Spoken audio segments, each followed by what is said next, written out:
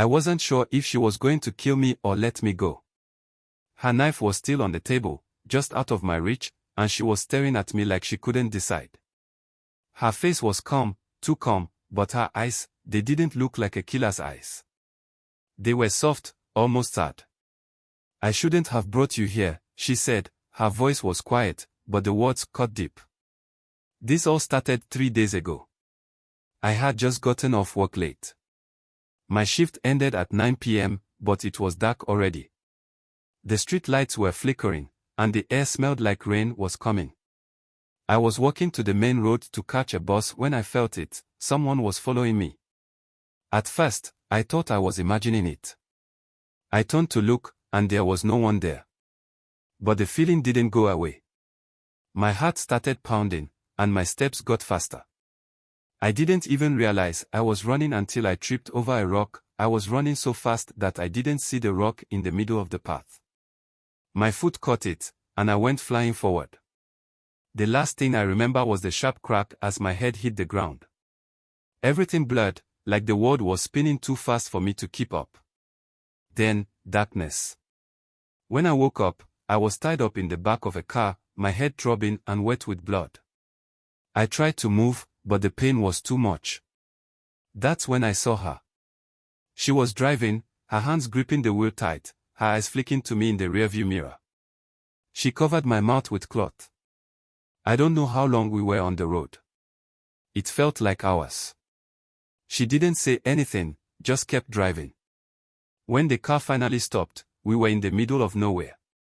A small house made of mud and wood stood in the clearing, hidden by trees. She locked me inside. The first day, I didn't see her much.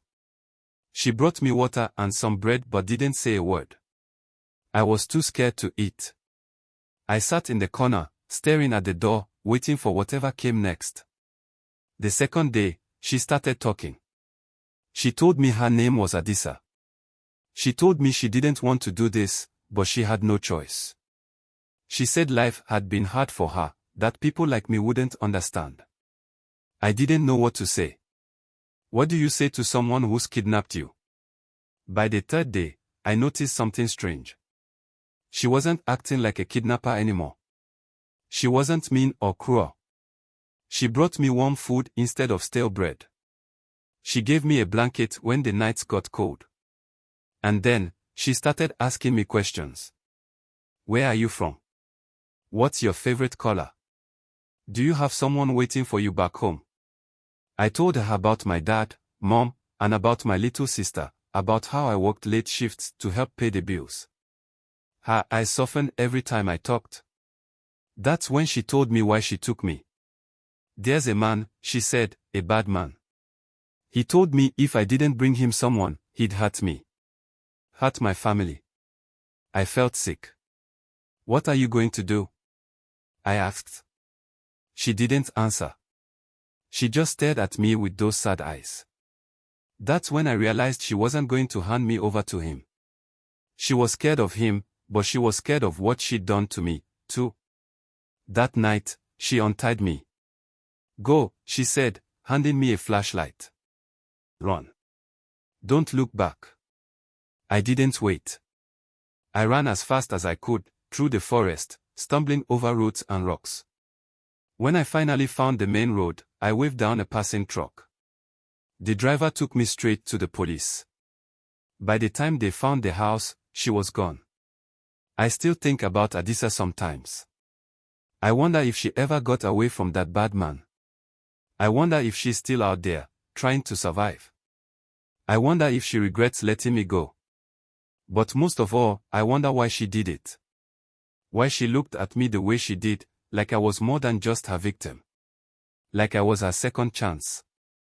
Life in the city became unbearable after my father died. My mother, a widow now, tried her best to keep us afloat, but the little she earned from selling vegetables wasn't enough. The rent kept piling up, and there were days when even one meal seemed like a luxury.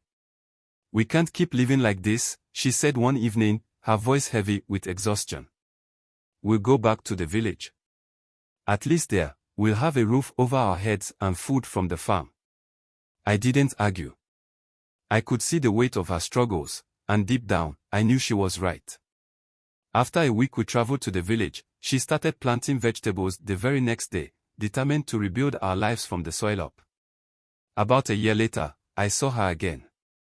Adisa the kidnapper. It was at the market in my hometown. She was standing by a fruit stall, looking thinner, more tired. I froze when I saw her. She noticed me, too, and her eyes went wide like she'd seen a ghost. She started to walk away, but something in me wouldn't let her leave. I don't know why I followed her. Maybe I wanted answers. Maybe I wanted to yell at her. Maybe I just wanted to understand. Her steps quick and unsteady. I didn't think, I just ran after her. I pushed past people, calling her name, but she didn't stop. Finally, I caught up with her near the edge of the market. Adisa, I said, breathless. She looked at me, and in her eyes, I saw fear, guilt, and something else I couldn't name. Don't run, I said softly. We need to talk. I caught up with her just outside the market. What do you want? She asked, her voice trembling. I don't know, I said. And it was the truth. We ended up sitting on a bench near the market. She told me everything, the man who threatened her, how she'd been running ever since, how she'd been trying to survive. She apologized over and over for what she did to me, tears streaming down her face. For some reason, I forgave her. It didn't make sense, even to me. But seeing her like that, so broken, I couldn't bring myself to hate her. She wasn't a monster. She was just a person trying to survive in a world that had been cruel to her. Somewhere along the way, something changed. I don't know when it happened, but I started to look forward to seeing her. Her laugh, her smile, they made me forget about the dark way we met. One day, I asked her to stay. You don't have to run anymore, I said. Stay here with me. She didn't answer right away. But the next morning, I found her sitting outside my house, her bag by her feet. When I brought Adisa home to meet my family, I thought my mother would understand. I thought she'd see what I saw, a woman who had suffered but had a good heart. Instead, she was furious. You can't marry her, she said, shaking her head. She's the woman who took you away from us, who hurt you. No matter how much I tried to explain, she wouldn't listen. She's not one of us, my mother said. I'll never accept her. Adisa stood quietly, her eyes downcast, as my mother's words sliced through the air. But Adisa won her over with her kindness. We got married 6 months later. It wasn't a big wedding, just a few close friends and family. It's been 5 years since that night, but I still remember every detail. The fear, the confusion, and the way everything changed so quickly. It wasn't supposed to happen like this. But life has a strange way of circling sometimes. I still think about that night she kidnapped me. I think about how close I came to never knowing her. But then I look at her, at the life we've built together, and I realize something. Love doesn't always make sense. Sometimes, it's messy and complicated and born out of the strangest circumstances. But it's real. And that's all that matters.